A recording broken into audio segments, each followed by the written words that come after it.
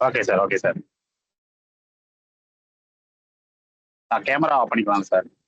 நீங்க camera off பண்ணிக்கோங்க. அப்பப்ப குரல் ஓகே. மட்டும் குடுங்க. கண்டிப்பா, கண்டிப்பா.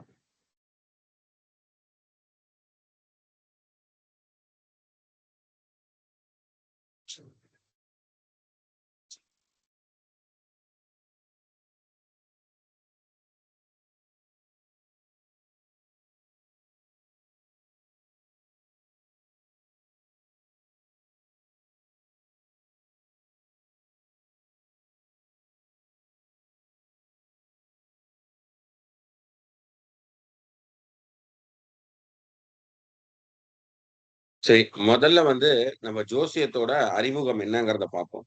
ரெக்கார்டிங் ஸ்டார்ட் ஆயிருக்கான்னு பார்த்துக்கிறேன்.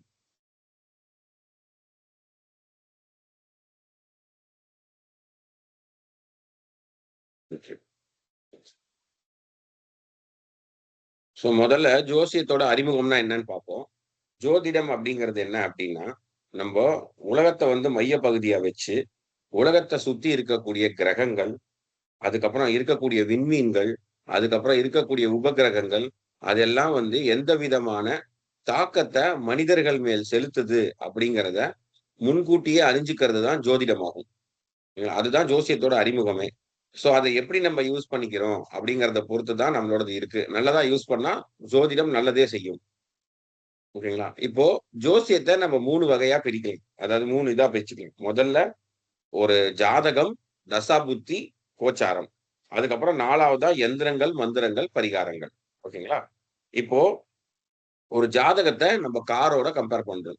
ஏன் அப்படின்னு கேட்டீங்கன்னா, ஒரு கார் வந்து ஒரே இடத்துல தான் உருவாகுது. ஆனா, ஒவ்வொரு காரும் ஒவ்வொரு மாதிரி இருக்கும். 5 சீட்டரு, 7 சீட்டரு, அதுக்கப்புறம் வந்துட்டு பெட்ரோலு, டீசலு இது மாரி ஒரே இடத்துல தான் உருவாகும் கார். ஒவ்வொரு காரும் ஒவ்வொரு தனித்துவமை கொண்டது. ஏன் தனித்துவமை கொண்டது அப்படின்னு கேட்டீங்கன்னா, அதுக்கு காரணம் கர்மம். கர்மா எங்கேருந்து வருது அப்படின்னா, கிரக ஒளிகள்லேருந்து வருது. அதாவது ஒரு டார்ச் லைட் எடுத்து நீங்க அடிக்கிறீங்க அப்படின்னு, அந்த டார்ச் லைட்லேருந்து வரக்கூடிய வெளிச்சம் இருக்கு இல்லையா? அந்த டார்ச் லைட்லேருந்து இருக்கக்கூடிய வெளிச்சம் வந்துட்டு, அ அம் அ வந்துட்டு நேர் அந்த வெளிச்சம் வந்து நேர் ஒளியா வரும். அப்புறம் சுற்றொளியா வரும். இந்த நேர் ஒளியா வரக்கூடிய விஷயங்கள்ல கிரகத்தோட தாக்கங்கள் ஜாஸ்தியா இருக்கும். சுற்றொளியில கிரகத்தோட தாக்கங்கள் ரொம்ப கம்மியா இருக்கும். அதுதான் வந்துட்டு அத பேஸ் பண்ணி தான் நமக்கு கர்மா உருவாகுது. கர்மாவ பேஸ் பண்ணி தான் ஜாதகம் உருவாகுது. 2வது வந்துட்டு நமக்கு பார்க்கக்கூடிய விஷயங்கள் வந்து தசாபுத்தி. இப்ப ஒரு தசாபுத்திங்கிறது ஒரு டிரைவருக்கு சமம். ஒரு கார் வந்து ஜாதகம் அப்டின்னா, அந்த கார சிறப்பா ஓட்டக்கூடிய டிரைவர் தான் தசாபுத்தி அப்டின்னு சொல்றது. தசைகள் மற்றும் அதன் புத்திகள் அப்டின்னு சொல்லிட்டு. இப்போ ஒரு சுமாரான இருக்கு. ஆனா டிரைவர் சூப்பரா இருக்காரு அப்டின்னா, அந்த டிரைவர் எப்படி அந்த கார கொண்டு போய் ஓட்டி கொஞ்சம் போய் சேர்க்க வேண்டிய இடத்துல சேர்த்துருவாரு. ஓகேங்களா? இதுவே ஒரு சுமாரான டிரைவர் இருக்காரு. ஆனா கார் சூப்பரா இருக்கு அப்டின்னா, அந்த காரோட ஃபுல் டெக்னாலஜியும் அந்த டிரைவரால யூஸ் பண்ண முடியாது. அவருக்கு என்ன கெப்பாசிட்டி இருக்கோ அத மட்டும் தான் யூஸ் பண்ணுவாரு. அதனால ஒரு காரும், டிரைவரும் ஒரு ஒரு ஜாதகனுக்கு ரொம்ப முக்கியம். அதுதான் இங்க சொல்ல வர்றது. 3வதா பார்க்கக்கூடியது பொதுவான விஷயங்கள். எல்லாருக்கும் பொதுவான விஷயம் ரோடு. அந்த காரும், அந்த டிரைவரும் அந்த ரோட்ல தான் ஓட்டப் போறாங்க. அந்த ரோடுங்கிறது தான் கோச்சாரம் அப்படின்னு சொல்றது. கோச்சாரம். கோனா கிரகம், சாரம்னா இயக்கம். அதான் வந்துட்டு கோச்சாரம்னு சொல்றது. கிரகத்தின் இயக்கத்த தான் நம்ம கோச்சாரம்னு சொல்றோம். ஒரு காமனான ரோட்ல இத்தன வண்டிகள் ஓடுது அப்படின்னா, ஒரு கன்னி ராசிக்கு, தனுசு ராசிக்கு, மீன ராசிக்கெல்லாம் வந்து குரு பெயர்ச்சி, சனி பெயர்ச்சி, வருஷ பெயர்ச்சி, மாத பெயர்ச்சி, தினப்பெயர்ச்சிலாம் சொல்றாங்க இல்லையா? அதெல்லாம் கோச்சாரத்த பேஸ் பண்ணி தான் சொல்லுவாங்க. நம்ம ஜாதகமும், தசாபுத்தியும் நம்மள சார்ந்தது. இது வந்து எவ்வளோ தூரத்துக்கு பாதிக்கும் அப்படின்னா, ஒரு 10% தான் பாதிக்கும். மிச்சம் வந்து 85% நம்ம ஜாதகத்த பொறுத்து தான் இருக்கு. ஓகேங்களா? அடுத்து நம்ம பார்க்கக்கூடியது வந்து எந்திரங்கள், மந்திரங்கள், பரிகாரங்கள். ஓகேங்களா? இப்போ எதுக்கு எப்பப்போ பரிகாரம் சொல்லலாம், பரிகாரம் சொல்லக்கூடாதுன்னு ஒரு முறை இருக்கு. ஏன்னா, ஒரு ஜாதகத்த நீங்க பார்க்க போறீங்க அப்டின்னா, அந்த ஜாதகரோட 5% கர்மாவ நீங்க எடுத்துக்க போறீங்கன்னு அர்த்தம். ஓகேங்களா? அந்த மாரி ஒரு சிச்சுவேஷன்ல வந்து ரொம்ப கேர்ஃபுல்லா தான் அத வச்சு நம்ம நடத்தணும். ஆ வந்துட்டு அந்த ஜாதகரோட இத வந்து நீங்க எடுத்துக்க போறீங்க. நீங்க வந்து 5% கர்மாவ நீங்க எடுத்துக்க போறீங்கன்னு அர்த்தம். சோ, அப்ப நம்ம பரிகாரம் சொல்லும்போது ரொம்ப கேர்ஃபுல்லான பரிகாரங்கள் சொல்லணும். எந்திரங்கள், மந்திரங்கள், பரிகாரங்கள கரெக்ட்டா சொல்லிட்டோம் அப்டின்னா, எந்தவித பாதிப்பும் வராது. எதுக்கு பரிகாரம் சொல்லணும், எதுக்கு பரிகாரம் சொல்லக்கூடாது அப்டிங்கிறதுக்கும் ஒரு முறை இருக்கு. அதான் நான் சொன்னேன் இல்லையா, கர்மா சஞ்சித்த பிரபபாத கிரியமன கர்மா அப்படின்னு நான் சொன்னேன் இல்லையா. அதாவது இந்த ஜென்மத்துல நீங்க என்ன கர்மா அனுபவிச்சுப்பா, போன ஜென்மத்துல என்ன கர்மா பண்ணிருக்கீங்க, இந்த ஜென்மத்துல என்ன கர்மாவை அனுபவிக்க போறீங்க, இந்த ஜென்மத்துல புதுசா எந்த கர்மாவை கொண்டு போக போறீங்க, அடுத்த ஜென்மத்துல என்ன கர்மாவை கால்குலேட் பண்ண போறீங்க அப்படிங்கிறது வந்துதான், அதை பேஸ் பண்ணி தான் உங்களோட ஜாதகம் உருவாகுது. அந்த ஜாதகத்தை பேஸ் பண்ணி தான் வந்துட்டு உங்களுக்கு தசா புத்தியும் கோச்சாரமும் நடக்க போகுது. அந்த கர்மா எப்படி வருதுன்னா கிரகத்தோட ஒளியை பேஸ் பண்ணி வருது.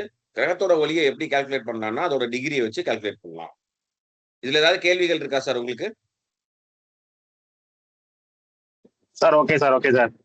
Okay sir. ஓகே. இப்போ மனித உடலுக்கும் கிரகங்களுக்கும் என்ன தொடர்புங்கிறத பார்க்கலாம். ஓகேங்களா? இப்போ நவ கிரகங்கள் இருக்கு. இதுல நவ கிரகங்கள் ஒவ்வொரு கிரகமும் ஒவ்வொரு விதமான என்சைமுக்கு அதிபதியா எடுத்துக்கிறாங்க. ஃபார் எக்ஸாம்பிள் நம்ம ஃபர்ஸ்ட் வந்து சூரியன் எடுத்துக்கலாம். சூரியன் வந்து என்ன பண்ணுவார்னா நம்மளோட வயிறும் தலையும் அவர் கண்ட்ரோல் எடுத்துப்பாரு.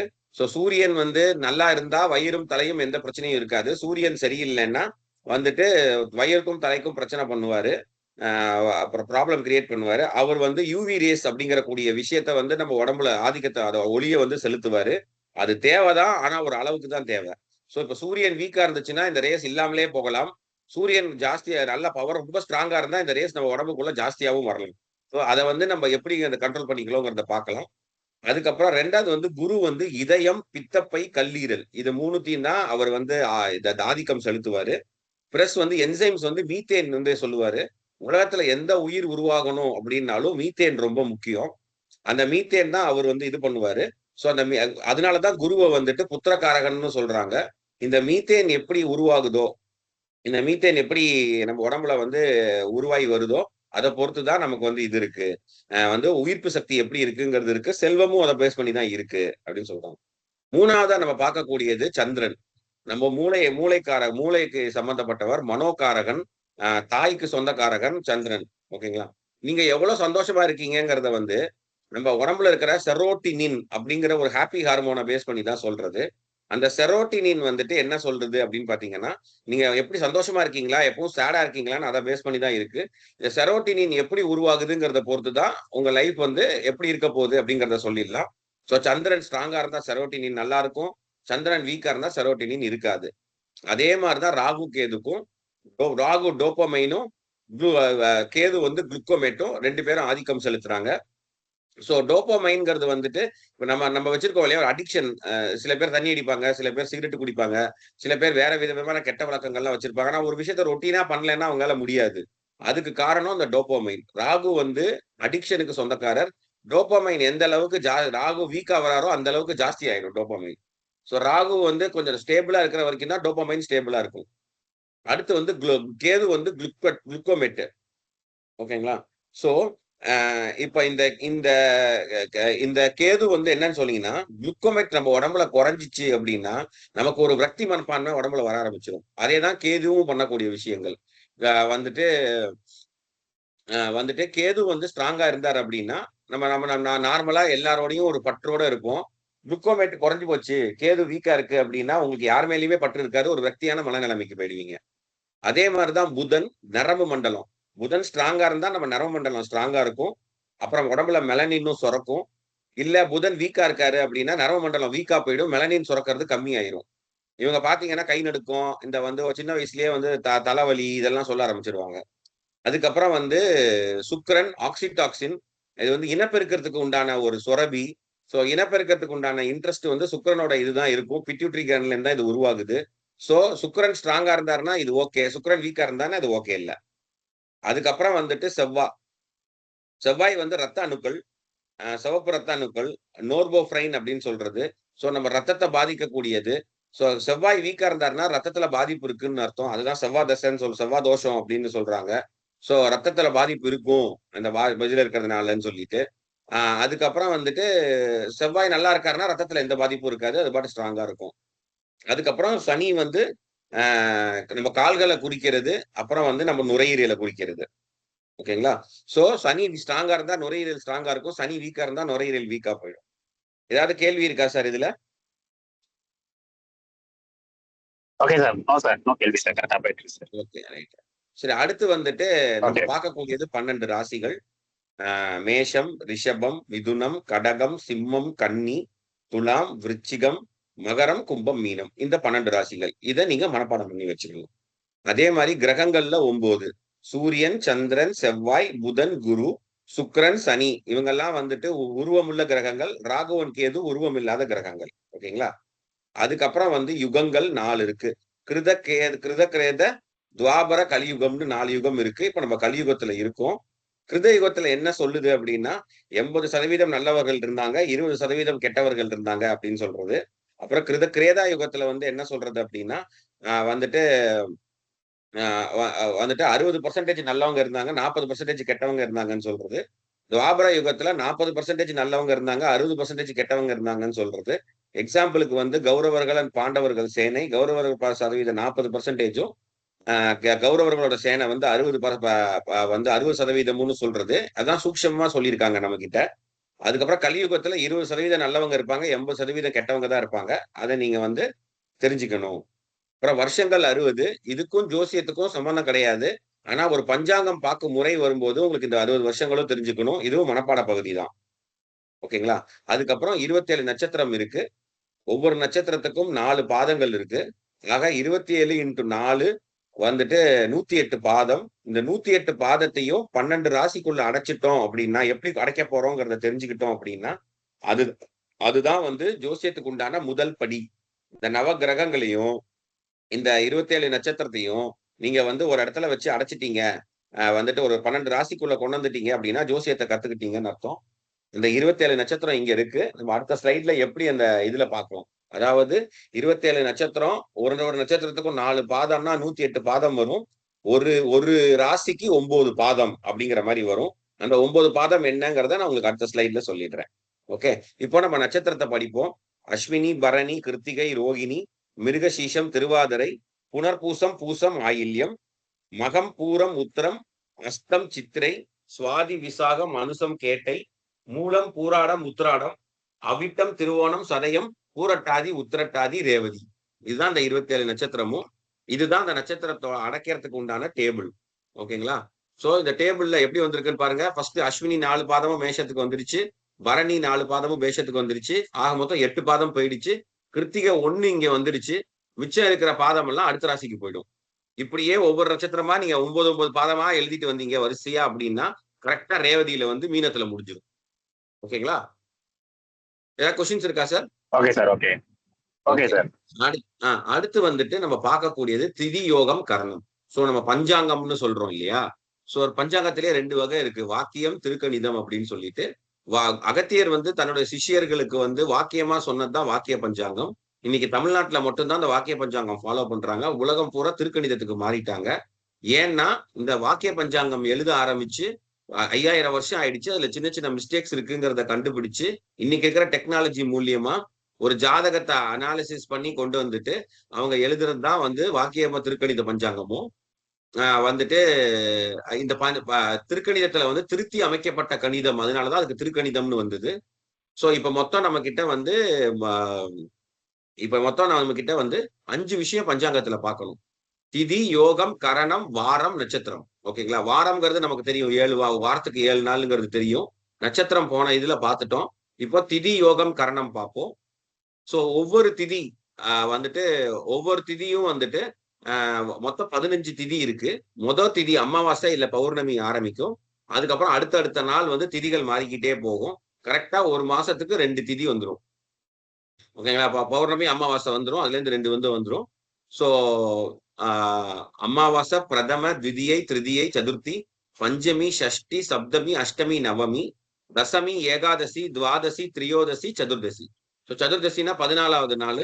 அதுக்கப்புறம் 15வது நாள் மறுபடியும் திதிகளுக்கு வந்துடும். திதிகள்ல பாதி தான் நமக்கு கரண யோகம் அப்படின்னு சொல்லுவாங்க. திதிகள்ல பாதி யோகம். ஸோ ஒரு திதி இருக்குன்னா 2 யோகங்கள் இருக்கும்.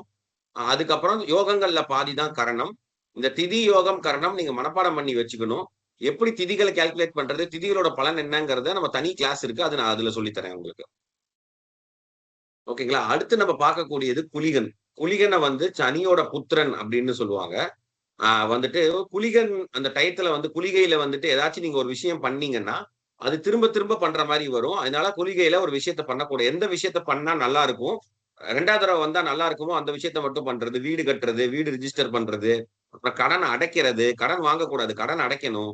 இந்த மாதிரி குளிகையில நீங்க பண்ணீங்க அப்படின்னா உங்களுக்கு பர்ஃபெக்ட்டா ஒர்க் ஆகும். இந்த குளிகை டைம் நான் டேபிள்ல குடுத்துருக்கேன். இதையும் நீங்க மனப்பாடம் பண்ணி வச்சுக்கணும். இதுவும் ஒரு மனப்பாட பகுதி தான். ஓகேங்களா? சார் ஏதாவது கேள்வி இருக்கா sir? Sir okay sir, okay sir. கேட்டுட்டே இருக்கேன் okay. Sir. Okay, right. Okay. Thank you அடுத்து சார். வந்துட்டு அடுத்து வந்துட்டு 27 நட்சத்திரத்த பத்தி பார்க்க போறோம். அஸ்வினி, பரணி, கிருத்திகை அந்த 27 நட்சத்திரம் இருக்கு இல்லையா? அதோட ஆதி தேவதைகள். இப்போ நம்ம ஒரு ஜோசியரா இருக்கோம். நமக்கு வந்து வாக்கு பலிதம் வேணும். அதாவது நம்ம வந்து ஒரு வாக்கு சொல்றோம், அது பலிக்கணும் அப்படின்னா, நமக்கு வந்து வாக்கு பலிதம் வேணும். இந்த வாக்கு பலிதம் வரதுக்கு என்ன பண்ணணும்னா, டெய்லி கேலண்டரை எடுத்து, அன்னைக்கு என்ன நட்சத்திரம் இருக்குங்கிறத பாருங்க. அந்த நட்சத்திரத்தோட ஆதி தேவதைய எடுத்துக்கோங்க. அந்த ஆதி தேவதையோட காயத்ரிய 18 தடவ சொல்லணும். இது மாரி நீங்க நான் ஒரு கிட்டத்தட்ட ஒரு 2 வருஷம் சொல்லிட்டு வந்தா தான், உங்க வாக்கு பலிதம் நல்லா இன்கிரீஸ் ஆகி, நீங்க ஜோசியம் சொல்றது அப்படியே பலிக்கும். ஓகேங்களா? அதுதான் இந்த நட்சத்திரம். அதுக்கு உண்டான ஆதி தேவதைகள். சோ இத நீங்க மனப்பாடம் பண்ணி வச்சுக்கோங்க. அதுல பேப்பர்ல கூட எழுதி வச்சுக்கோங்க. காயத்ரிலாம் நெட்லயே கிடைக்கும். நீங்க எந்த காயத்ரி வேணா சொல்லலாம். பட் வந்துட்டு நீங்க இத சொல்ல சொல்ல உங்களுக்கு பலன். ஓகேங்களா? அதுக்கப்புறம்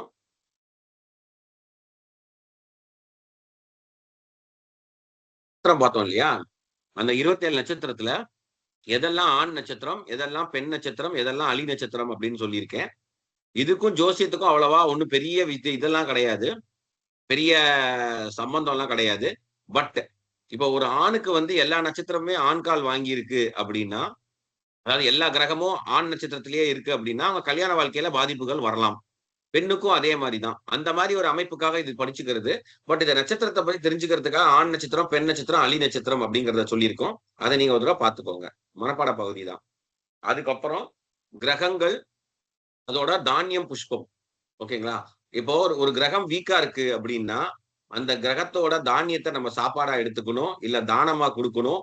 புஷ்பத்த வந்து நம்ம சாமிக்கு குடுக்கணும். இல்ல ஏதாவது ஒரு அத வச்சு பூஜை பண்ணணும். அப்படின்னா நம்ம உடம்புல அந்த என்சைம் சுரக்கும். ஓகேங்களா? அதே மாரி நவகிரகத்துக்கும் என்னென்ன கிரகம், என்னென்ன புஷ்ப அப்படிங்கிறத எழுதியிருக்கேன். சூரியனுக்கு கோதுமை தானியம், சந்திரனுக்கு நெல்லு, செவ்வாய்க்கு துவர, ராகுக்கு உளுந்து, குருவுக்கு கொண்டைக்கடல, சனிக்கு எள்ளு, புதனுக்கு பச்சைப்பயிறு, கேதுக்கு கொள்ளு, சுக்கிரனுக்கு மொச்சை. ஓகேங்களா? கிரக புஷ்பம் பார்த்தீங்கன்னா, சூரியனுக்கு செந்தாமரை, சந்திரனுக்கு மல்லிகை, செவ்வாய்க்கு செண்பகம், ராகுக்கு மந்தாரை, குருக்கு முல்லை, சனிக்கு கருங்குவளை, புதனுக்கு வெண்காந்தல், கேதுக்கு செவ்வள்ளி, சுக்கிரனுக்கு வெந்தாமரை. ஓகேங்களா? இந்த இந்த தானியமும், புஷ்பமும் வச்சுதான் உங்களுக்கு பரிகாரமும் பண்ணணும், பூஜையும் பண்ணணும். ஓகேங்களா? அதே மாரி இப்ப எப்ப வந்து நீங்க வந்து நட்சத்திரத்துக்கு ஆண், பெண் பார்த்த மாதிரி, கிரகங்களுக்கும் நீங்க ஆண், பெண்ணுங்கிறது இருக்கு. அத பொறுத்து தான் அவங்களுடைய கேரக்டரிஸ்டிக்ஸ் இருக்கு. சோ ஆண் கிரகங்கள் யாருன்னா சூரியன், செவ்வாய், குரு. பெண் கிரகங்கள் யாருன்னா சந்திரன், சுக்கிரன், ராகு. அலி கிரகங்கள் யாருன்னா புதன், சனி, கேது. ஓகேங்களா? அதுக்கப்புறம் கிரகங்களின் ஜாதி. இதெல்லாம் அந்த காலத்துல தொழிலுக்காக வச்சிருந்தாங்க. இத நம்ம இக்னோர் பண்ணிட்டு அடுத்த சாப்டருக்கு போயிடலாம். ஏதாச்சு கேள்விகள் இருக்கா sir? Okay sir, okay sir. நல்லா ஈஸியா புரியுது சார். Okay, correct. இத நீங்க மனப்பாடம் பண்ணிக்கிட்டே வரணும். நீங்க மனப்பாடம் பண்றது தான் முக்கியம். மனப்பாடம் பண்ணா தான் அடுத்த கிளாஸ் எடுக்க முடியும். ஓகேங்களா? Okay, okay. ஓகே. சோ நம்ம அடுத்து வந்து கிரகங்களின் நிறங்கள், வஸ்திரங்கள் பார்க்கலாம். சூரியன்னா சிவப்பு, சந்திரன்னா வெள்ளை, செவ்வாய்னா சிவப்பு, ராகுனா கருநீலம், குருனா மஞ்சள், சனினா கருப்பு, புதன்னா பச்சை, கேதுனா பல வண்ணங்கள், சுக்கிரன்னா வெண்பட்டு. இந்த மாதிரி நிறங்கள், வஸ்திரங்கள் தான் யூஸ் பண்ணணும். கிரகத்தோட பரிகாரத்தப்பயோ இல்ல கிரகத்துக்கு நம்ம ஏதாவது பூஜை பண்ணும் போதோ. அதே மாரி கிரகத்தின் உலோகப் பொருட்கள் நீங்க விளக்கேத்துவீங்க இல்லையா? சாமிக்கு விளக்கேத்தும்போது, அந்த கிரகத்துக்கு பரிகாரம்னா இந்த இந்த உலோகப் பொருட்கள்ல தான் ஏத்தணும். இதுல சப்போஸ் ஏதாவது ஒரு உலோகப் பொருள் கிடைக்கல அப்படின்னா, இரும்பு விளக்குல ஏத்தலாம். இல்லன்னா மண்சட்டியில ஏத்தலாம். ஓகேங்களா? சூரியனுக்கு தாமிரம், சந்திரனுக்கு ஈயம், செவ்வாய்க்கு செம்பு, புதனுக்கு பித்தளை, குருவுக்கு தங்கம், சுக்கிரனுக்கு வெள்ளி, சனிக்கு இரும்பு, ராகுக்கு கருங்கல், கேதுக்கு துருக்கல். ஓகேங்களா? அடுத்து வந்துட்டு அடுத்து நம்ம பார்க்க போறது வந்துட்டு, கிரகங்களின் தூப தீபங்கள். வந்துட்டு இப்ப நம்ம விளக்கு ஏத்துறோம் இல்லையா? டெய்லி வீட்ல வந்துட்டு சா பு த சாம்பிராணி போடுவோம் இல்லையா? சாம்பிராணி ஏன் போடுறாங்க அப்படின்னா, சாம்பிராணிங்கிறது சந்திரனுக்கு அதிபதி. சந்திரன் தான் தாய்க்காரகன், மனோகாரகன் அப்படிங்கிறதுனால, சந்திரனுக்கு எதிரி கிரகமே கிடையாது. எல்லா கிரகத்தோடயும் அவர் ஃப்ரெண்டா இருப்பாரு. ஏன்னா கம்மி நாள்ல இருக்கிறதுனால யாரு கூடயும் சண்டை போட்டுக்க மாட்டாரு. எதிரி இதா இருப்பாரு. அதனால தான் பொதுவான சாம்பிராணி போடுறது. ஆனா, ஒரு கிரகத்துக்கு நம்ம பரிகாரம் பண்ணும்போது அந்த கிரகத்தோட தூப தீபங்கள் தான் நம்ம ஏத்தணும். ஓகேங்களா?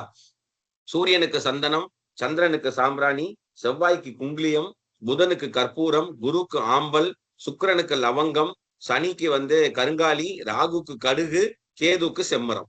ஓகேங்களா? அப்புறம் கிரகங்களின் வாகனங்கள் அது ஒன்றும் ஜோசியத்துக்கு டாபிக் கிடையாது. தெரிஞ்சு வச்சுக்கலாம், அவ்வளவுதான். வேற எதுவும் கிடையாது. அப்புறம் பஞ்சபூத கிரகங்கள். ஓகேங்களா? சோ சந்திரன் அண்ட் சுக்கிரன் இது நீர் கிரகம். ஓகேங்களா? அதுக்கப்புறம் செவ்வாய் செவ்வாய் நிலத்துக்கு உண்டான கிரகம். சூரியனும் குருவும் நெருப்பு கிரகம். ஓகேங்களா? அப்புறம் புதன் வாயு கிரகம். ராகு கேது ஆகாய கிரகம். பஞ்சபூதங்கள் இருக்கு இல்லையா? நிலம், நீர், ஆகாயம், காற்று, நெருப்பு.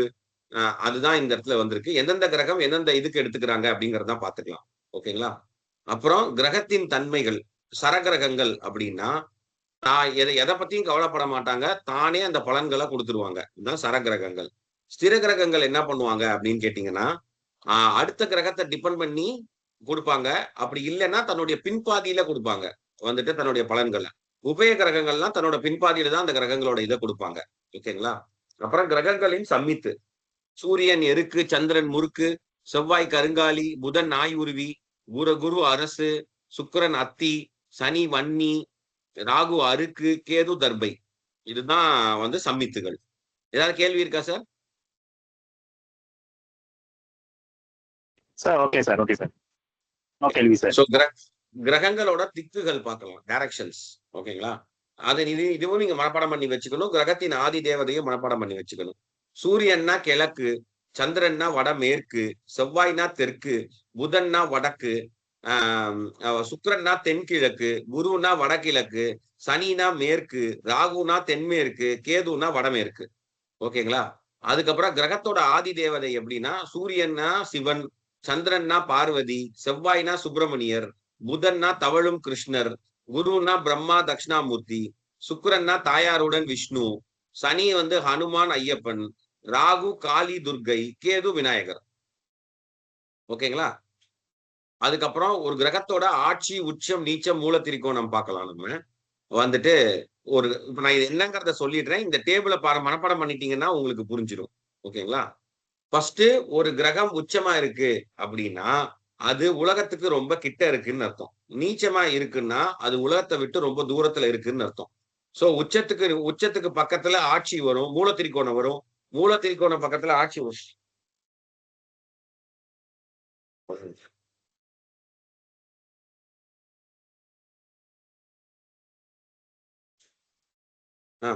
சோ உச்சத்துக்கு பக்கத்துல மூல திரிகோணம் வரும். மூல திரிகோணத்துக்கு பக்கத்துல ஆட்சி வரும். அப்புறம் சமம், நட்பு, சமம், பகை, அதுக்கப்புறம் நீச்சம் அப்படின்னு சொல்லிட்டு பிரியும் அது. ஓகேங்களா? அப்போ உலகத்துக்கு பக்கத்துல இருக்கிற கிரகம் தான் உச்ச கிரகம்னு சொல்றோம். எந்தெந்த கிரகம் எங்க உச்சமாகிறாரு, ஆட்சி ஆகிறாரு, மூல திரிகோணம் ஆகிறாருங்கிறது இந்த டேபிள்ல கிளியர் கட்டா இருக்கு. சோ இதை நீங்க படிச்சு மனப்பாடம் பண்ணீங்கன்னா உங்களுக்கு புரியும். இதுல மேற்கொண்டு கேள்விகள் இருந்துச்சுன்னா சொல்லுங்க. அடுத்த கிளாஸ்ல நான் உங்களுக்கு இதை எடுக்கிறேன் நான். ஓகேங்களா? நட்பு வீடுகள், பகை வீடுகள், கிரக சக்தி நான் சொன்னேன் இல்லையா? உச்சத்துல இருந்து நீச்சம் வரைக்கும் அந்த டேபிள் எவ்வளவு பவர்ஃபுல்லா இருக்கும் அப்படிங்கறத நான் டேபிள்ல எழுதியிருக்கேன். ஓகேங்களா? அடுத்து மகாதசை. இப்போ ஒரு 27 நட்சத்திரத்தை 3 நட்சத்திரமா போட்டு 9 கிரகத்துக்கு உண்டான தசைகளை நான் எழுதியிருக்கேன். இதை கூட்டினா 120 வருஷம் வரும். சோ இந்த நட்சத்திரத்துல பிறந்தவங்களுக்கு இந்த தசை தான் நடக்கும் அப்படிங்கிறது ஒரு காமனான ஒரு விஷயம். அது என்னங்கறத நீங்க பின்னாடி படிப்பீங்க. அது பின்னாடி படிப்பீங்க. பட் இது படிச்சு மனப்பாடம் பண்ணிக்க கூடிய ஒரு பகுதி. இதை நீங்க மனப்பாடம் பண்ணி வச்சுக்கணும். அடுத்த கிளாஸ்ல நான் கேட்பேன். ஓகேங்களா? சரி சார். வேற ஏதாவது கேள்வி இருக்கா sir? Sir okay sir, okay sir, right. நான் இன்னைக்கு முடிச்சிட்டேன்.